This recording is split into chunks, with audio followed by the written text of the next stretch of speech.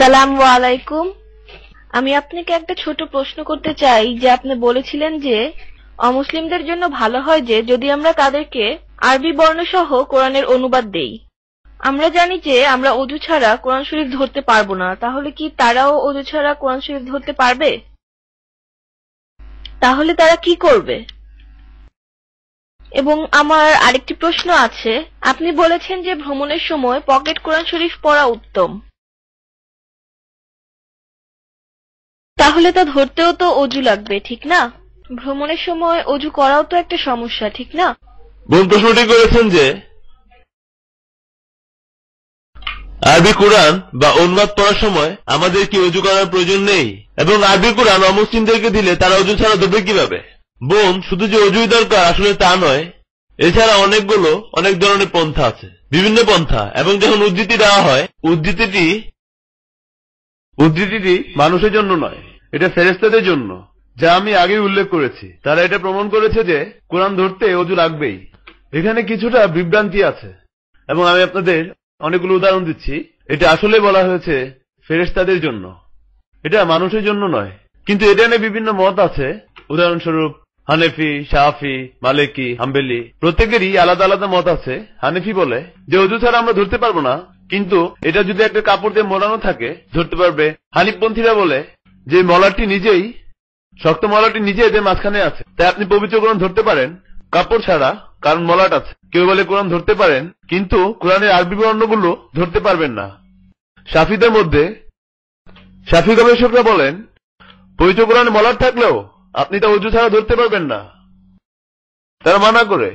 মালিকি কিছুটা একই ধরনের কথা বলে, কিন্তু মালিকি বলে যদি একজন ছাত্র কোরআন শিখতে চায় এবং একজন শিক্ষক যদি কোরআন শিক্ষা দিতে চায়, অজু ছাড়াই তারা কোরআন ধরতে পারবে।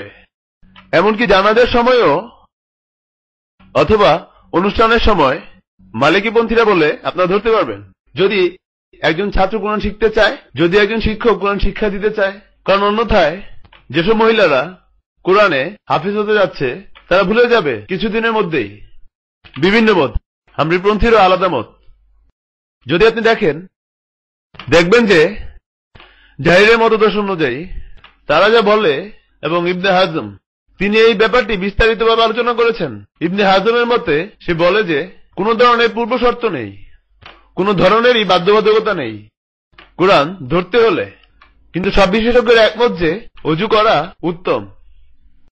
কিন্তু ইবনে হাজম অনুযায়ী অনেকগুলো হাদিস উদ্ধৃত করেছে। কোরআনের অনেকগুলো ব্যাখ্যায় বলে এমন কোন নির্দিষ্ট হাদিস নেই যা নির্দিষ্টভাবে বলে যে কোন পূর্ব শর্ত রয়েছে, আপনি এমনকি অজু ছাড়াও ধরতে পারবেন। এই ব্যাখ্যাটি হচ্ছে ইবনে হাজমের মত অনুযায়ী। অনেক ধরনের মতই আছে, কিন্তু যদি দেখেন এমনকি হাদিসেও খুব পরিষ্কারভাবে বলা আছে যে আপনাকে অবশ্যই আপনাকে তাহের হতে হবে। তাহরিন শুদ্ধ। আপনি যদি আরবি শব্দটি ব্যাখ্যা করেন, এটা আসলে শুদ্ধদেরকে বোঝায়। এটা শুধু তাদেরকে বোঝায় না যারা কিনা অজু অবস্থায় আছে। এবং এই মন্তব্য আপনি পাবেন সৈয়দ আবুল আলা মওদুদীর দাওয়াতুল কুরআনে, শামস পিরজাদার, ইবনে হাফিজে, জামাখশরীতে, অনেক জায়গায়। এগুলো মূলত বলে আপনাকে আনুষ্ঠানিক অপবিত্রতা থাকা উচিত নয়। যদি আপনি একমত হন হাদিসটি সহিহ, তাহরিনের অর্থ হলো আপনার আনুষ্ঠানিক অপবিত্রতায় থাকা উচিত নয়। আপনি যদি আনুষ্ঠানিক অপবিত্রতা থাকেন এবং এটা যদি সহবাসের পর হয়, বা আপনি যদি চক্রের ভেতর থাকেন, তখন ধরা উচিত নয়। এটা হচ্ছে ওই সহিহ হাদিস মতে। এটা বোঝায় না যে আপনার অজুতেই থাকা লাগবে, কিন্তু এগুলো বিভিন্ন মত। আপনি তাদের জিজ্ঞেস করতে পারেন তারা এভাবে ভেবেছে কেন। আমি তাদের সাথে একমত যে অজু করা সর্বোত্তম ব্যবস্থা, কিন্তু অজু ছাড়া ধরা হারাম না, কারণ পবিত্র কোরআনে কোনো আয়াতে তা বলা নেই, এমনকি কোনো সহিহ হাদিসেও তা বলা নেই। এবার আসি অমুসলিমদের ধরার ব্যাপারে। ইবনে হাজম অনুযায়ী একজন মুসলিমও আনুষ্ঠানিক অপবিত্রতায় ধরতে পারে। এটা ঠিক বা ভুল আপনি তার বই থেকে যাচাই করতে পারেন।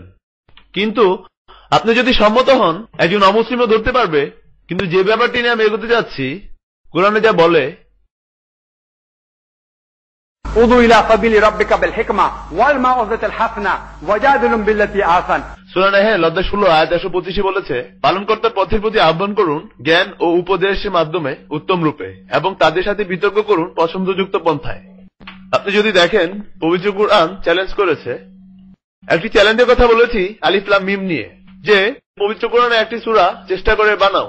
যদি সব মানুষ একত্রিত হয় কোরআন সূরা ইসরায় বলে অধ্যায় 17 আয়াত 88-তে, যদি সব মানুষ ও জিন একত্রিত হয়ও তবুও তারা পবিত্র কোরআনের একটি আয়াত রচনা করতে পারবে না।